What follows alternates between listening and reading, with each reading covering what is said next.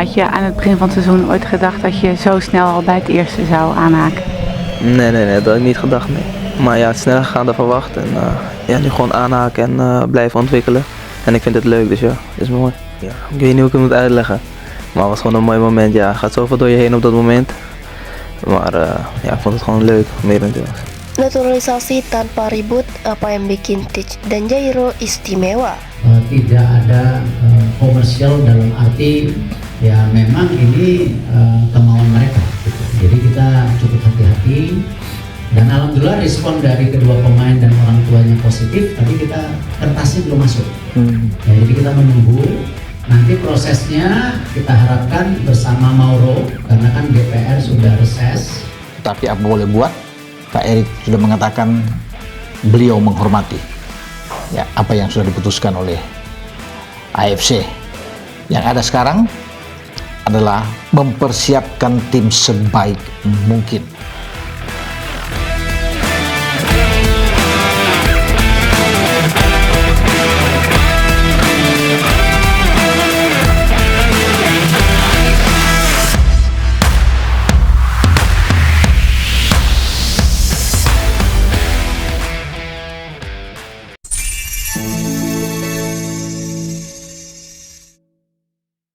Di tengah riuhnya proses naturalisasi pemain asing yang kerap memicu debat publik, dua nama justru melenggang mulus tanpa banyak sorotan.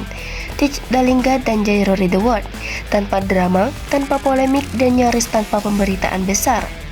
Proses naturalisasi mereka berjalan cepat dan senyap. Publik pun mulai bertanya, apa yang membuat mereka begitu istimewa? Teach Dalingga, striker tajam kelahiran Groningen, dikenal lewat performa impresifnya di Ligue 1 bersama Toulouse FC.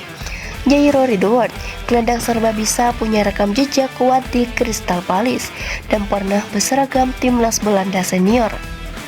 Keduanya bukan sekedar pemain asing biasa, mereka punya kualitas Eropa, pengalaman top tier dan usia yang masih produktif. Tapi apakah itu cukup untuk menjelaskan proses naturalisasi yang begitu cepat? Sumber internal menyebutkan bahwa dokumen keduanya sudah lengkap sejak awal dan proses di Kemenkumham serta federasi berjalan tanpa hambatan berarti. Namun, kecepatan ini memicu spekulasi.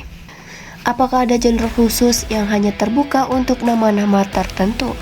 Siapa yang menginisiasi naturalisasi mereka? Federasi, pelatih, atau kekuatan lain? Apakah ini bagian dari strategi besar menjelang turnamen internasional? Publik membandingkan dengan kasus-kasus sebelumnya. Pemain seperti Mark Klok, Jordi Amat, atau Shani Patinama harus menunggu berbulan-bulan bahkan bertahun-tahun sebelum resmi menjadi WNI. Yang menarik, tidak ada pengumuman resmi dari federasi saat proses dimulai. Tidak ada konferensi pers, tidak ada unggahan sosial media, bahkan tidak ada wawancara eksklusif.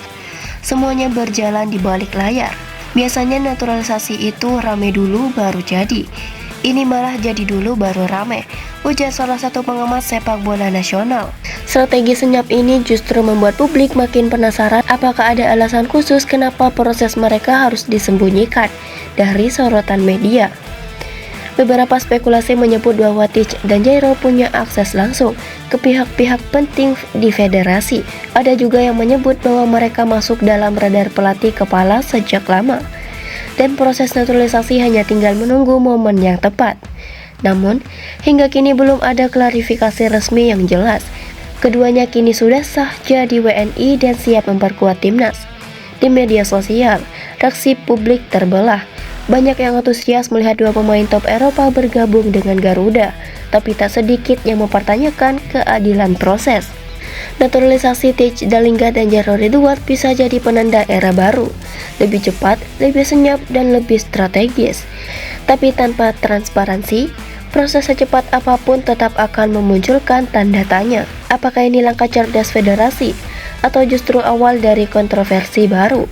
Publik menunggu jawabannya.